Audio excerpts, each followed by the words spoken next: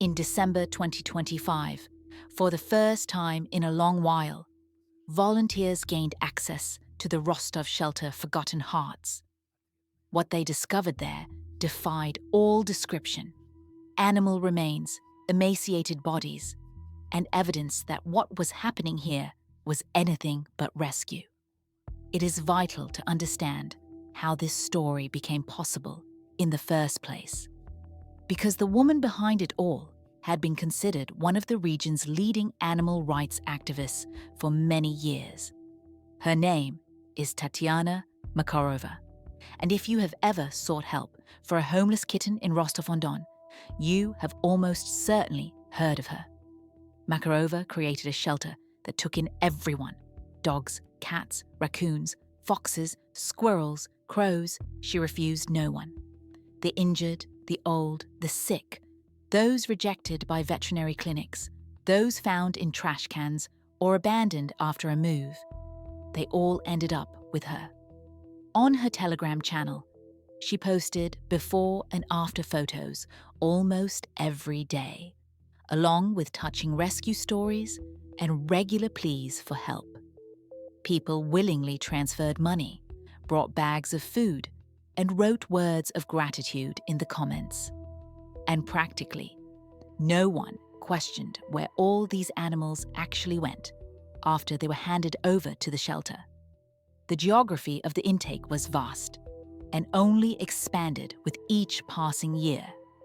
Animals were sent from Astrakhan, Volgodonsk, and the DPR. From Astrakhan alone, more than 150 dogs were transferred to Forgotten Hearts in the last 6 months. Couriers, hitchhikers, volunteer networks. It all ended at the doorstep of Makarova's shelter, a place where animals were promised a second chance at a normal life. Television segments were filmed about her. Vesti Don released a report in 2022, and the newspaper Nasze Vremya wrote about her in 2023. When a residential building collapsed on Naramanova Street in Rostov, Makarova was one of the first on the scene, pulling cats from the rubble and taking in dogs left behind by evacuated residents. She wasn't just collecting animals from across the region. She built an entire public image around herself. A woman with a mission, a volunteer with a big heart, a person who takes on what others simply don't have the strength for. And it is precisely this image that has now fallen to pieces, because what the volunteers discovered in her shelter in December spoke of a completely different reality.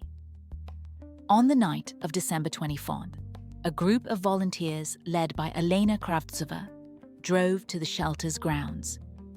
For months prior, they had been trying to get Makarova to do one thing: show them the animals they were sponsoring and had transferred to Forgotten Hearts. Every time, they were refused. Sometimes it was a quarantine, sometimes repairs, sometimes it was not a good time. Come back later.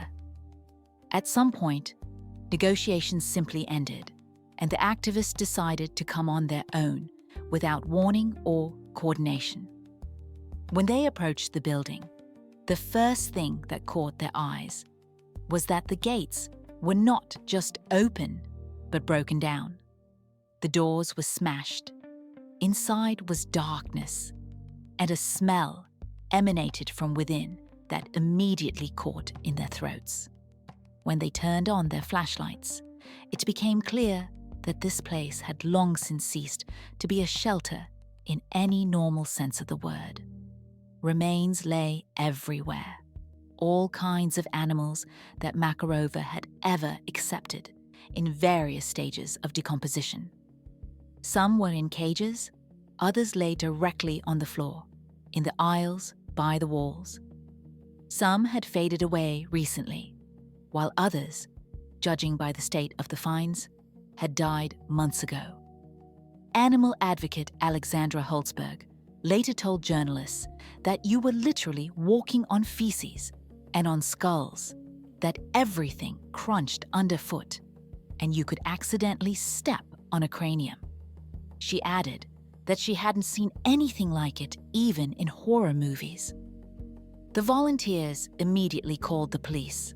When the officers arrived, they also stopped dead at the entrance.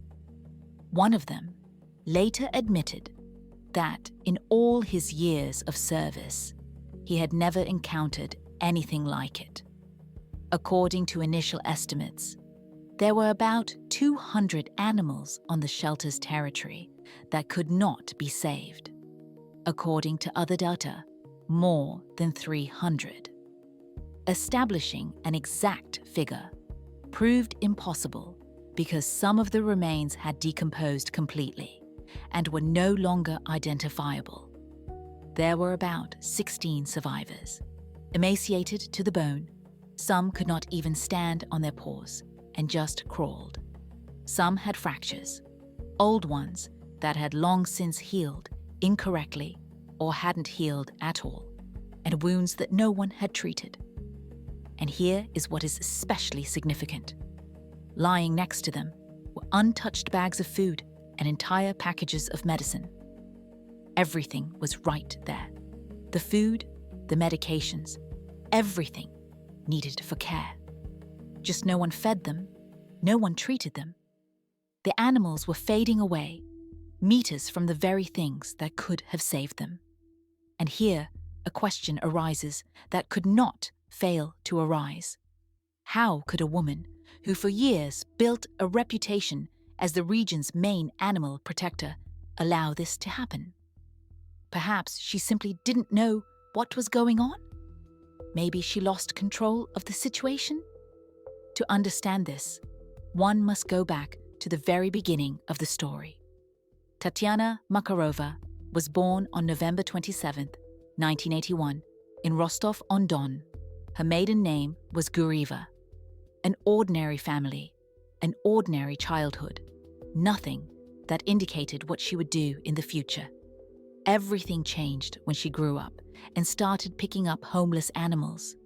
At first, she just took them into her own home. One dog, then a second, then cats. It was a classic volunteer story. She couldn't walk past them, and then she couldn't stop. At some point, the scale exceeded the capacity of an ordinary apartment.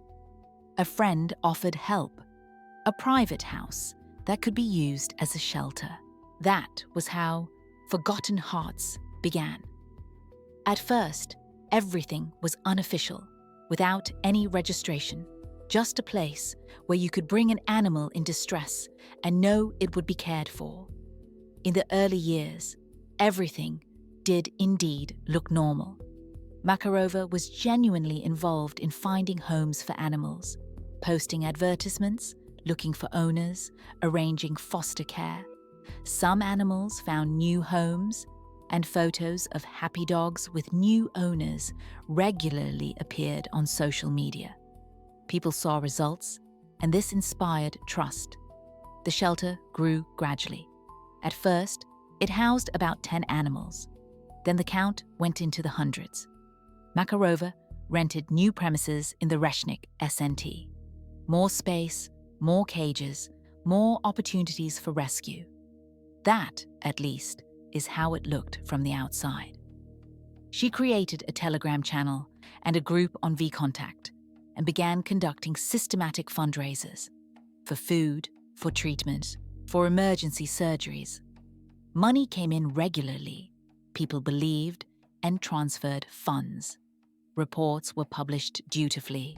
Photos of animals, receipts from veterinary clinics, words of gratitude from those who adopted pets.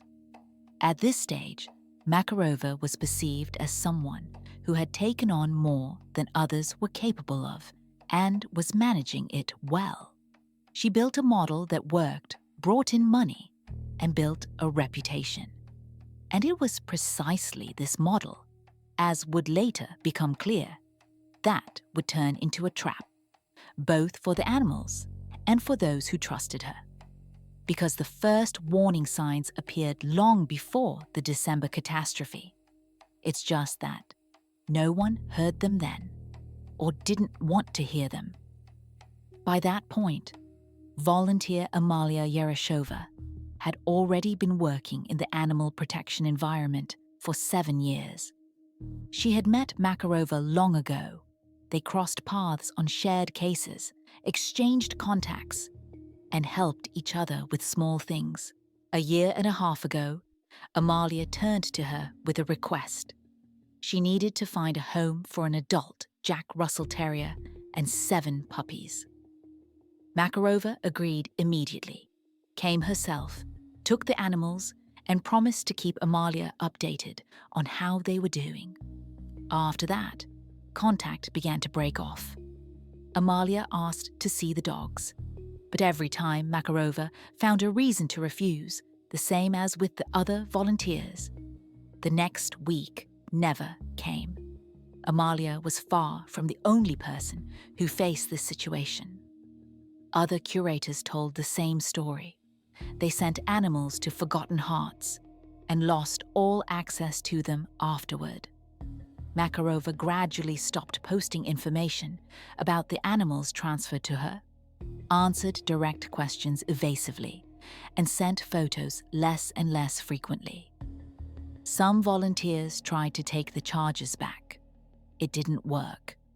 Makarova would say the animal had already been placed with a new family, or that it was currently sick and couldn't be moved.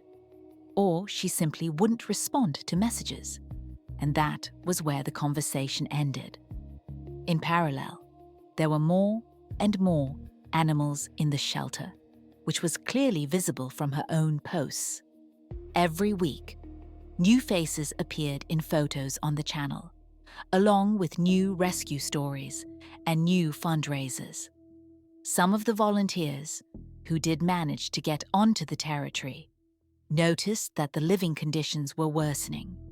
The cages were overcrowded, the territory looked more neglected than before, and the smell was intensifying. But Makarova always found an explanation.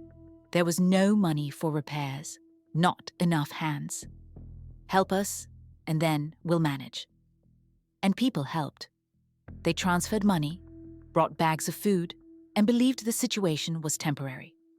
Many felt anxiety, but it never translated into concrete action. Everyone thought roughly the same thing. Well, it's hard for her. It happens. She's carrying such a workload alone. The main thing is that the animals are safe. The main thing is that someone is doing this. And then Makarova started closing the doors. That was when those following the situation first got the feeling that something was very wrong behind those doors. This didn't happen all at once, but gradually, step by step. First, there were isolated refusals. Then it turned into a consistent system. Volunteers who used to freely visit the shelter and see the animals with their own eyes began to encounter obstacles. Some would show up without warning, only to find the gates bolted shut. Those who continued to insist were met with increasingly harsh and categorical refusals. Makarova began removing people from group chats, blocking them in messaging apps, and cutting off contact without any explanation. And it is important to understand, throughout this, her public activity did not decrease for a single day. Posts on Telegram appeared regularly, fundraising continued as before, and photos of animals appeared. But it became harder and harder to tell exactly when and where they had been taken. The pictures looked as if they had been taken in advance, for future use, and then posted as needed. The curators who had sent their pets to Forgotten Hearts found themselves in an extremely strange position. They continued to finance the maintenance of their animals, transferring money for treatment and food, but at the same time, they couldn't see them, not in person, and they couldn't even get fresh photos.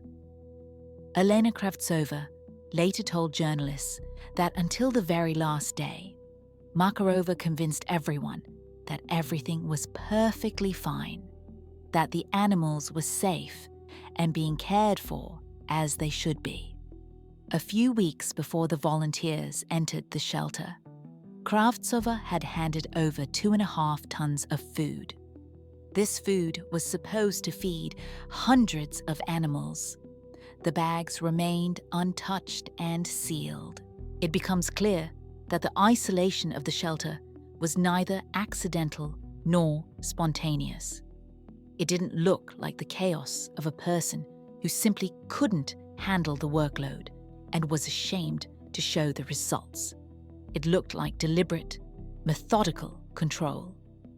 Makarova purposefully built a wall between the shelter and the outside world, cutting off everyone who might see what was actually happening there.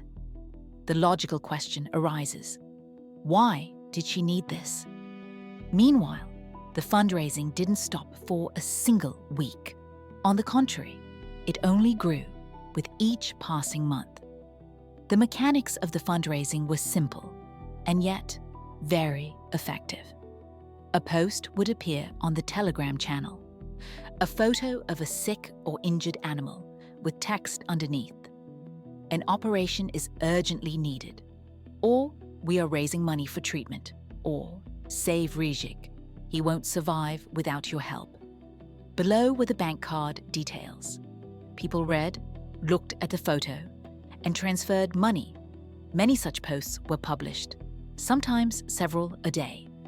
Each animal was a separate collection, each story an emotional trigger built on the same scheme: urgency, suffering, the hope of rescue.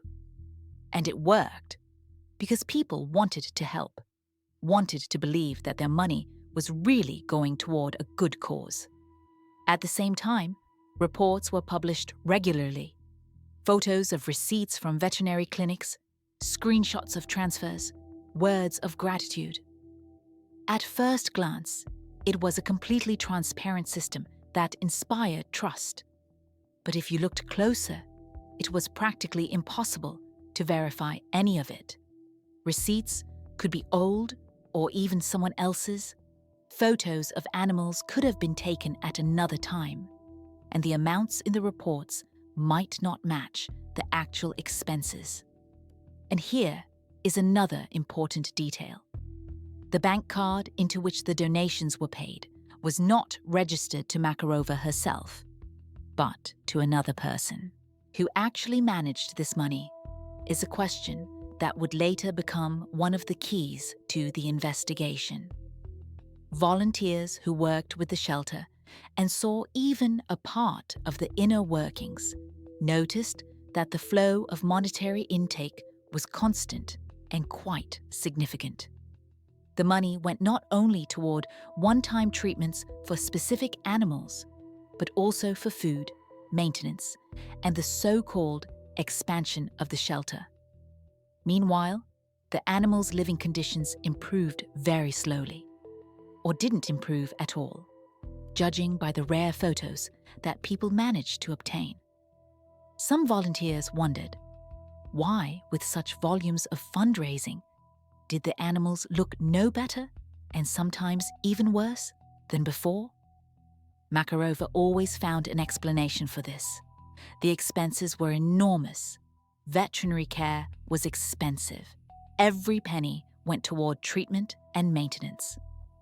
People listened and believed.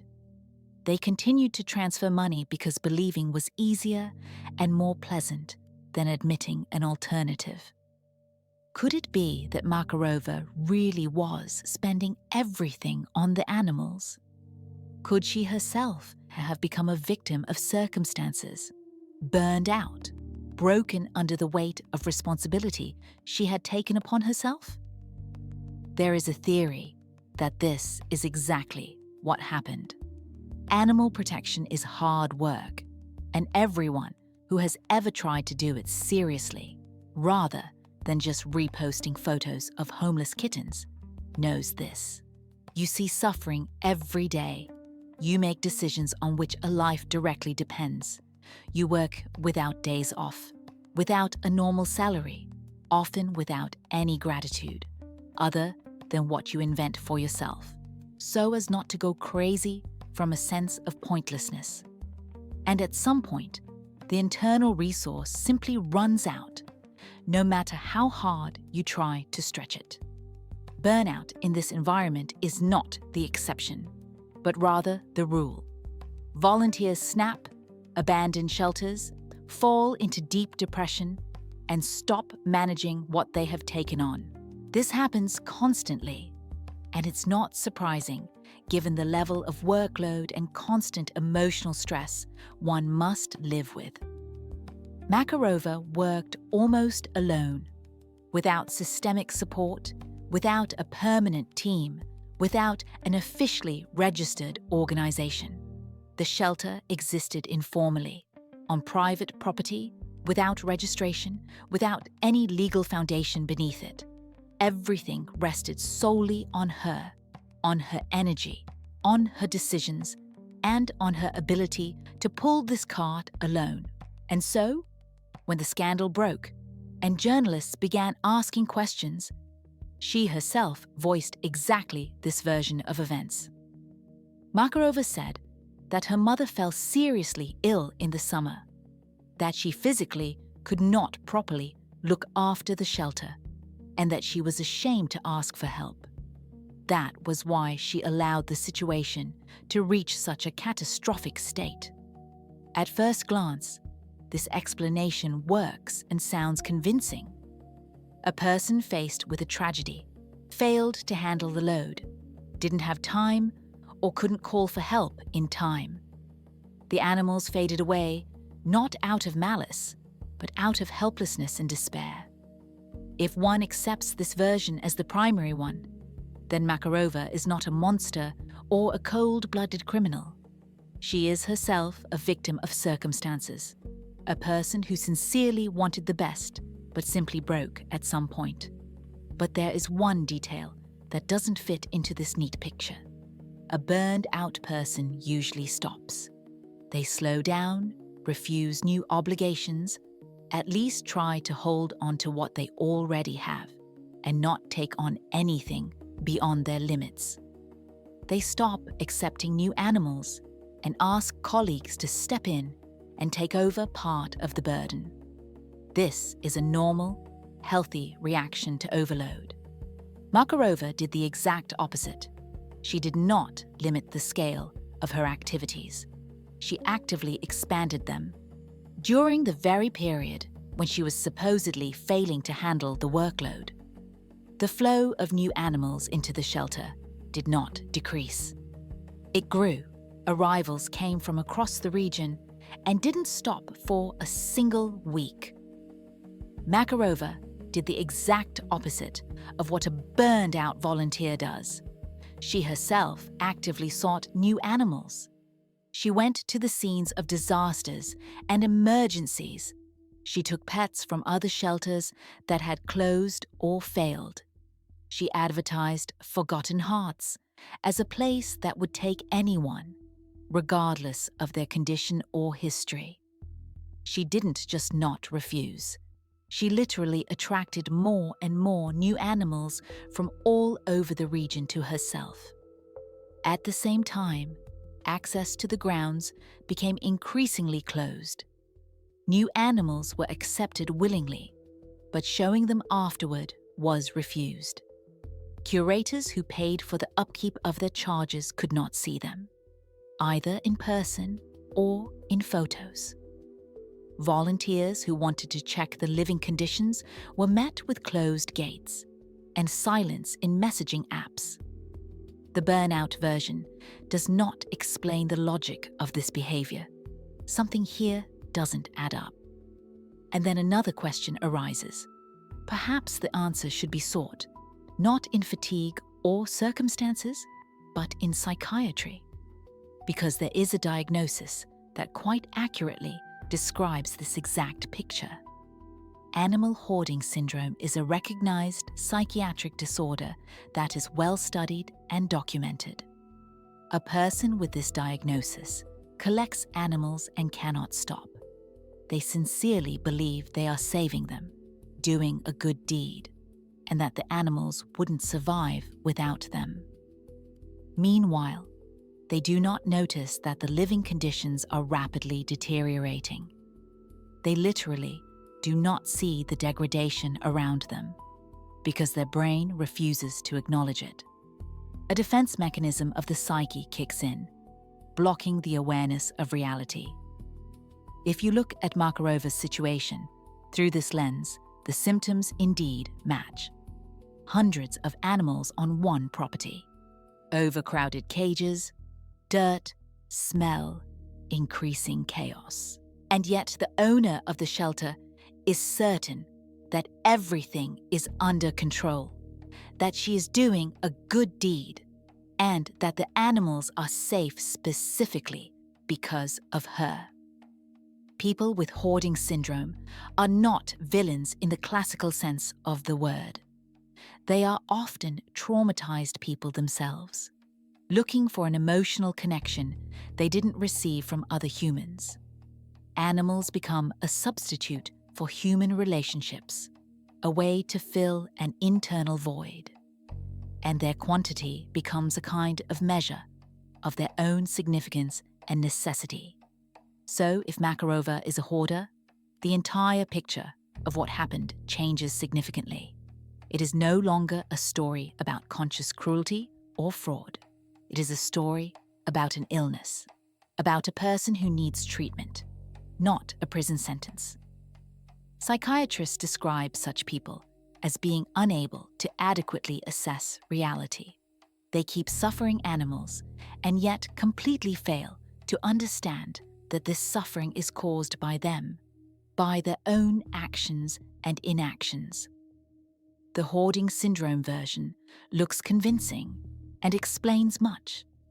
The scale of the catastrophe, the growing chaos, the stubborn refusal to admit the problem, and the isolation from the outside world. All of this fits the clinical picture of the disorder. But hoarding syndrome has one key trait present in almost all described cases. And it is precisely this trait that Makarova did not demonstrate, which makes one doubt that her behavior can be explained solely by a psychiatric disorder. A hoarder does not control the situation. They are a victim of it. Animals gradually take over the space. Conditions deteriorate, and the person simply doesn't notice they are drowning. They don't manage the process. The process manages them. Neighbors complain about the smell. Acquaintances notice oddities. Someone calls sanitary services or the police. This happens almost always because a sick person doesn't know how to control the consequences of their actions. Makarova did control it. And this is a fundamentally important point. She purposefully blocked any help from the outside. Volunteers offered to come and help with feeding. She refused. Curators asked to see the pets they were paying for. She made up excuses. People wanted to take their dogs back. She wouldn't give them up. This is not the behavior of a sick person who has lost touch with reality. Makarova managed to ensure that no one saw anything until the very end. She carefully moderated the information that got out. Only the photos she selected were published. The reports were only what she deemed necessary. Makarova held the perimeter. The shelter was located in an SNT gardening community, on the outskirts, away from prying eyes. Neighbors didn't meddle.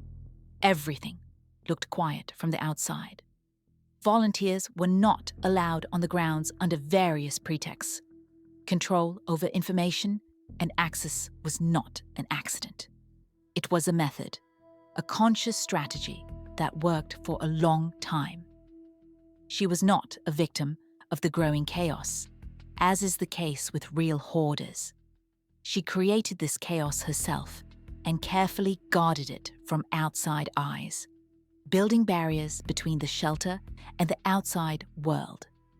This doesn't look like an illness. it looks like something else entirely. And here, the darkest version arises, one that is difficult to say out loud, but impossible not to voice. Perhaps it wasn't about burnout or a disorder. Perhaps she simply liked watching them fade away.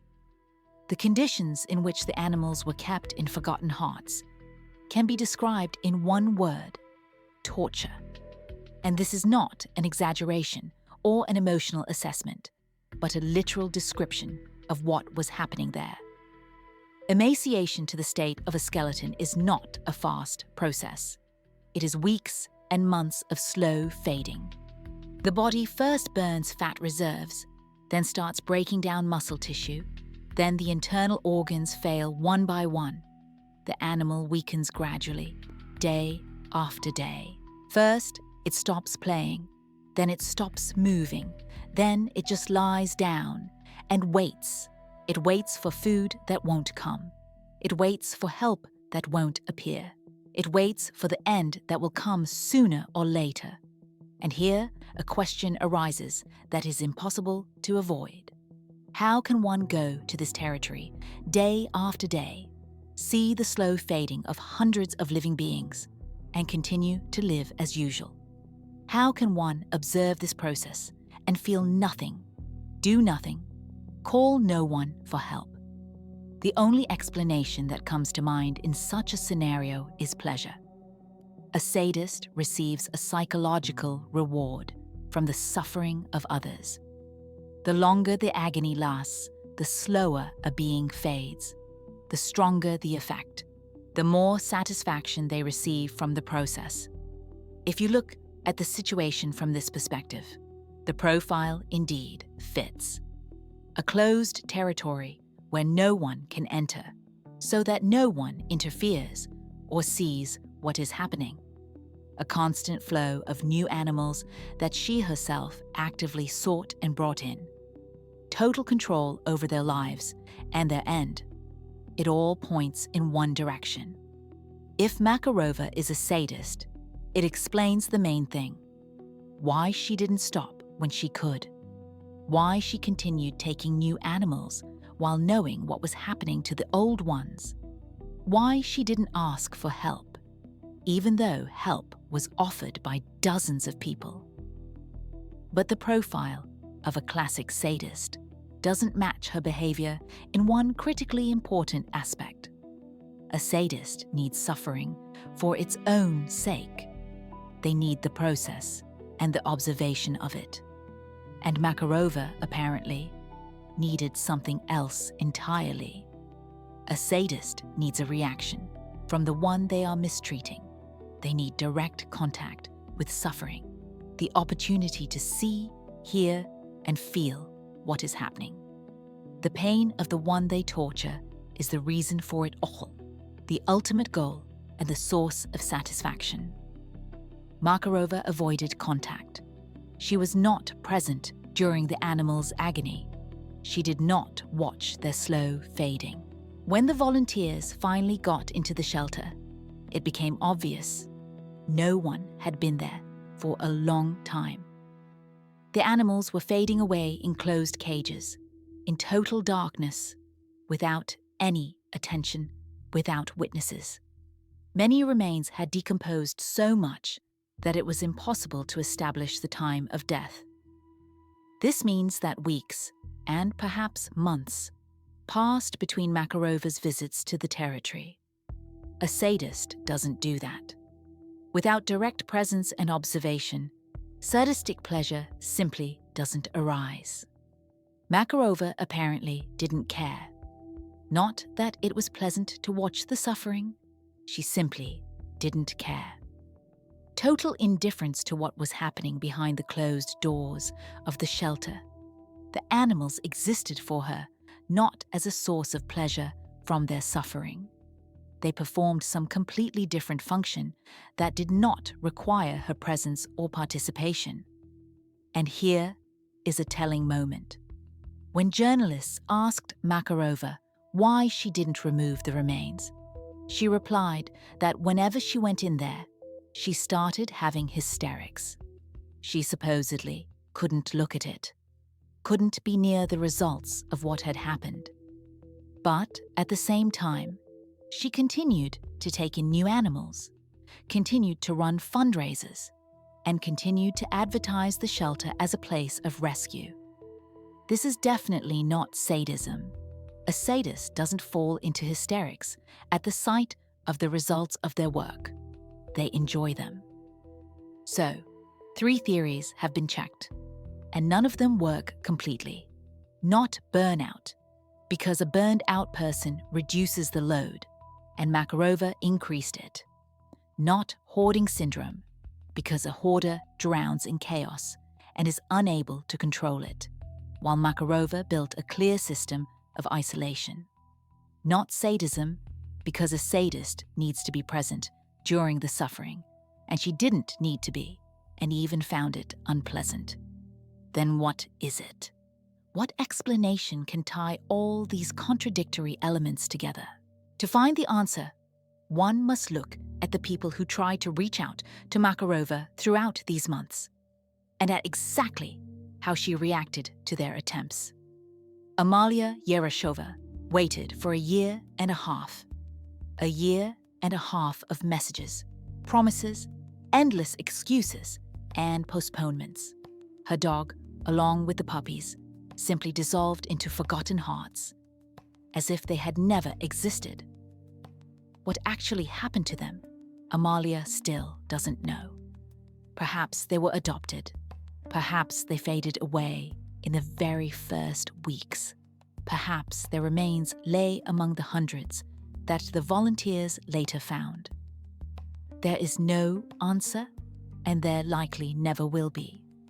Other curators tell the same story. They sent animals to the shelter, regularly transferred money for their upkeep and treatment, and asked to see their charges at least in photos. In response, they received either silence or standard excuses, and then, simply, a block without explanation. Many people have saved their message logs, and the pattern is the same everywhere. At first, willing contact. Makarova responds quickly, takes the animals without extra questions, and promises care and regular reports. Then a gradual distance begins. The answers become shorter and rarer. Photos are sent at longer intervals, and then they stop coming altogether. And finally, direct refusals and blocking. The curators felt something was wrong. Intuition suggested the situation was developing incorrectly, but they couldn't formulate exactly what the problem was, or what specifically was making them suspicious. Makarova didn't look suspicious in the classic sense of the word. She looked haggard, tired, and overloaded with work. A person who needed help, not someone who needed to be checked up on and suspected of something. A few people did try to take their animals back when their anxiety became too strong. Without success, Makarova wouldn't give them back. She said the dog had already been placed in a good home and there was no point in bothering it, or that the animal was currently sick and couldn't be moved, or that the curator had no right to demand anything because the animal now belonged to the shelter and she made the decisions. Legally, all of this was an absolute grey zone. No contracts were signed when animals were handed over. Proving anything in such a situation is practically impossible. No documents, no legal grounds, no levers of pressure. People were backing down, not because they didn't care what happened to their animals, but because they simply didn't know what could be done in such a situation or where to turn. But one of the curators decided not to back down and to see the matter through to the end. It was her persistence that ultimately set off the chain of events that led to the exposure. Elena Kravtsova curated several animals at once, which she had transferred to Forgotten Hearts at different times. She regularly transferred money for their maintenance and brought food. She repeatedly asked Makarova to show the dogs, at least on video or in fresh photographs. In response, she received standard refusals and endless postponements. But at some point, Kravtsova stopped taking these excuses for granted. She began to ask uncomfortable questions, no longer in private correspondence, but publicly, in general chats and groups where other volunteers were members. She involved people who had also transferred animals to the shelter and also couldn't get any information about them. The pressure on Makarova began to gradually build, and it became increasingly difficult to ignore. In response, Makarova went into a total defense. At first, she simply stopped answering messages and disappeared from chats for several days. Then, she would start reacting aggressively, accusing the curators of distrust and ingratitude. Then, she would fall silent again and drop off the radar. These cycles repeated several times, but the situation did not move from its dead point. There was still no access to the animals. Kravtsova did not stop there. When it became clear that nothing could be achieved through negotiations, she began looking for ways to get onto the shelter's territory without Makarova's permission. She found like-minded people among other volunteers who were ready to take this step. They agreed on a specific date for the visit and began to prepare. And here is what's important.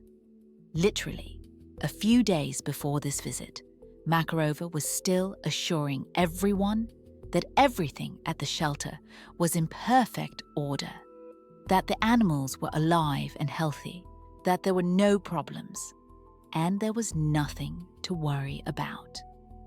She was saying this to the same people who, in a matter of days, would see hundreds of remains and survivors emaciated to the bone. On the night of December 21st, a group of volunteers arrived at the Reknik Gardening Partnership, where the shelter was located. Inside, they were met by what everyone, without exception, would later call a scene from a horror movie. And this is not an exaggeration, but a literal description of what they saw. The volunteers immediately called the police. Officers arrived, inspected the territory, and began to record the situation. Everyone was in shock, both the activists, who had mentally prepared for the worst, but not for this, and the police officers, who had seen a lot during their years of service, but not this. Now, the main thing remained to be clarified. Where was Makarova at the moment her shelter was breached? And how would she react to her secret finally being revealed? The scale of what happened became clear only in daylight, when volunteers and police were able to inspect the entire territory. The shelter was located in a private house on the grounds of the gardening partnership. Cages, enclosures, separate rooms for keeping different types of animals, and this entire space was filled with the remains in various stages of decomposition. The survivors were urgently removed from the territory and handed over to veterinarians, who immediately began fighting for their lives. Some still could not be saved. They wasted away over the next few days, despite all the doctors' efforts. Their bodies were too exhausted to recover even with proper care. Police cordoned off the area and began documenting what they saw. Photographs, inspection reports, a detailed inventory of everything found inside.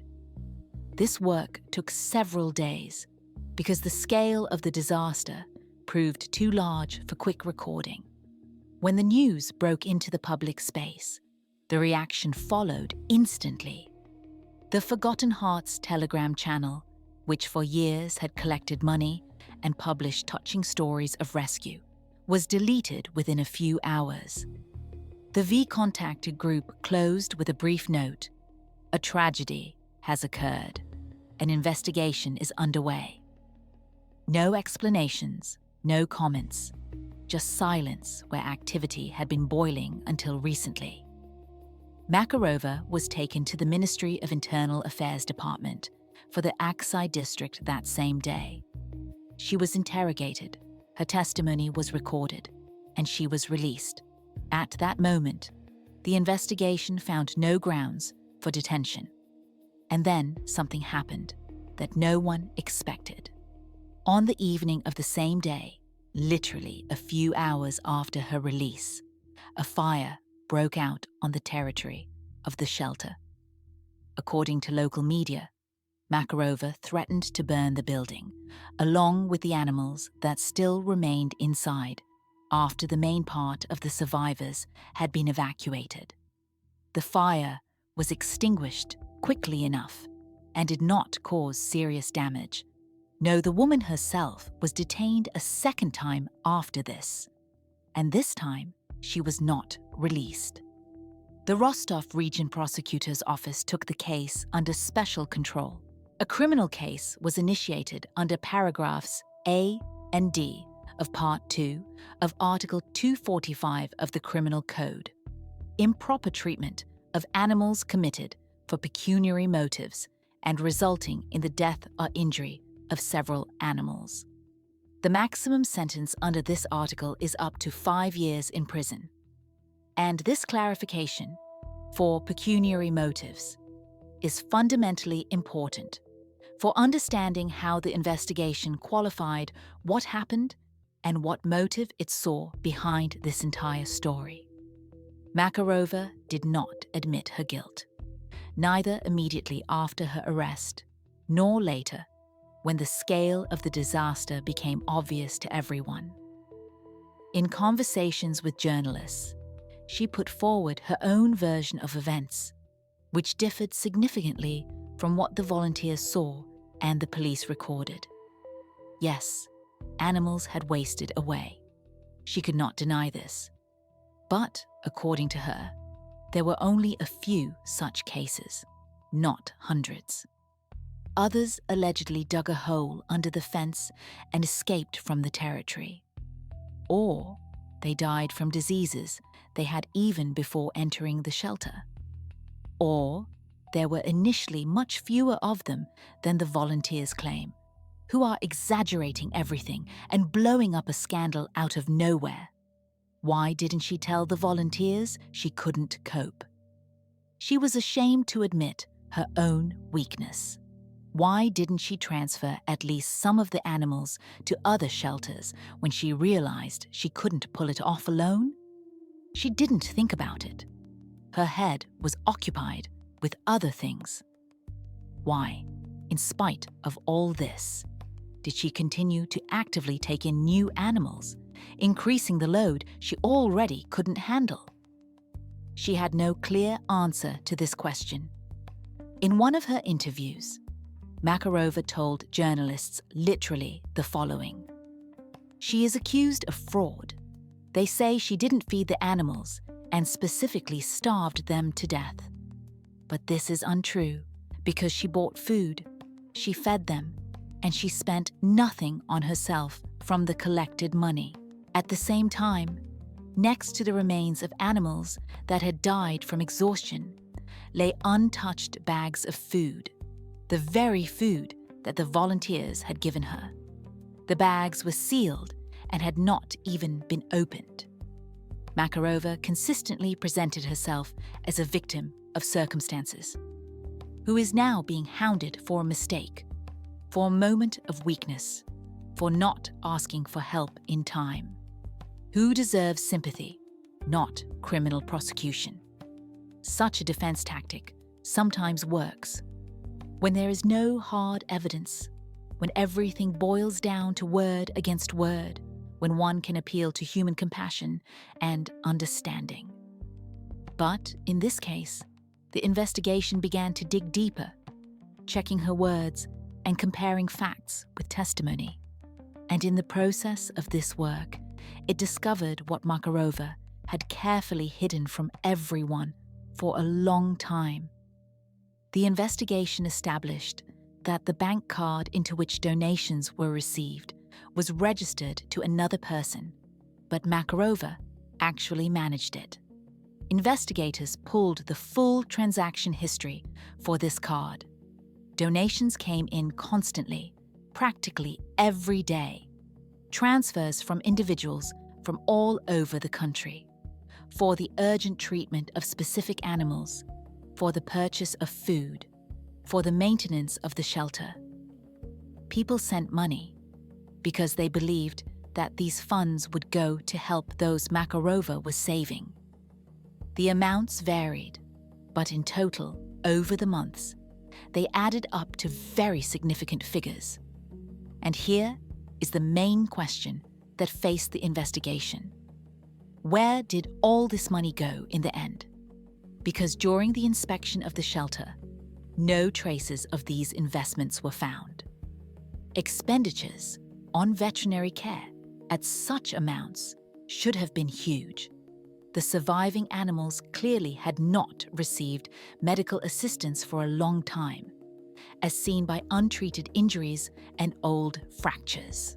No improvements in living conditions were observed either. On the contrary, the shelter's territory had clearly degraded with each passing month. The investigation began to compare the numbers. On one side, the receipts on the card, which could be tracked and calculated. On the other side, the actual expenses for the animals, which could be confirmed by receipts and testimonies from veterinarians. The difference between these values was supposed to provide the answer to what was really happening. When Makarova was asked directly where the collected funds went, she could not give a coherent explanation. She said she didn't remember, that she didn't keep records, that the money was spent on various needs, but she couldn't specify. In parallel with the investigation, the volunteers conducted their own calculation. They pulled the entire history of public collections, looked at how much money passed through the card over the last months, and compared it with what was actually spent on the animals. The figure they obtained as a result explained a great deal in this story. In 10 months, about 11 million rubles were received by the card managed by Makarova. 11 million. This is not a typo or an exaggeration. This is the real scale of donations from people across the country who wanted to help save homeless animals and believed that their money was going exactly to that. To understand the scale of this figure, it is enough to imagine what could have been done with these funds. With 11 million rubles, the shelter could have been maintained in ideal conditions throughout this entire time, paying for the services of qualified veterinarians for every animal that needed help, buying high-quality food in any volume, hiring assistants to handle daily care, feeding, and cleaning, building new enclosures, repairing old ones, creating normal conditions for keeping hundreds of animals. For this money, Forgotten Hearts could have been turned into a model shelter that would be written about as an example to follow. Instead, the remains of animals that had died from exhaustion and dehydration, the survivors, in critical condition. And at the same time, 11 million rubles passed through the card and disappeared in an unknown direction. A complete absence of any explanations as to what they were spent on. At this stage, it finally becomes clear what we are dealing with. It was a scheme. Thought out, functioning, bringing in a steady income. Animals in this scheme were not the goal, but the means. A tool for extracting money from sympathetic people. Every touching story of rescue, every post with a photo of a sick kitten or an injured dog, every urgent collection for an operation. All of this was part of a mechanism that converted other people's compassion into cash. Now the picture had been fully reconstructed, and it turned out to be much more frightening than any of the options considered before. The logic of this scheme was extremely simple, and its effectiveness lay in that very simplicity. The more animals there are in the shelter, the more reasons there are to collect money. Every sick dog is a post asking for urgent help. Every rescue story is an emotional trigger that makes people open their wallets. A person sees a photo of a suffering creature, reads a touching text about how this kitten won't survive without surgery, and transfers money. Without thinking twice, without checking, without demanding a detailed report. Simply because they want to help and want to believe that their contribution will save someone. Makarova realized this and built a system that functioned for months. The flow of new animals into the shelter did not stop precisely because this flow was necessary to maintain the scheme. New faces in the photos meant new posts in the channel. New posts meant new collections. And new collections meant new receipts on the card. The more animals you take in, the more money you collect. The math was elementary. The closed access to the shelter's territory existed so that no one could check what was actually happening inside. If volunteers were allowed in, they would see the truth. The refusal to return animals to curators was explained by the same logic. Every animal in the system was an asset that brought in a steady income. As long as a dog or cat is in the shelter, money can be collected for it. If you give it away, the source of income disappears forever. That is why Makarova did not give them away, inventing endless excuses. The dying animals? The outcome in this system was not a problem that needed to be solved. It was part of the process. Those who are gone do not require food, do not require treatment, do not require attention. Only the living create expenses. And new arrivals came faster than the old ones faded away. So the conveyor belt worked without interruption. This is not madness or a loss of touch with reality. This is not a disease that needs to be treated. This is not burnout from which one can recover. This is a business, cold, calculated, built on human compassion and the desire to help. On the trust of people who could not even imagine that their good intentions were being used like this. Terrifying, cynical, and yet incredibly effective.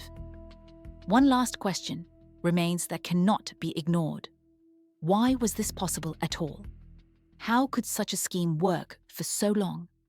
Makarova is not a unique case, and this is perhaps the most frightening part of this entire story. Animal protection in Russia is a huge grey zone in which there is practically no regulation whatsoever. There are no official requirements for private animal shelters. Licensing for this activity is not provided for. No one conducts regular inspections of housing conditions. Any person can call themselves a volunteer and animal rights activist, start a fundraiser on social media, begin taking in animals, and no one will monitor what happens next.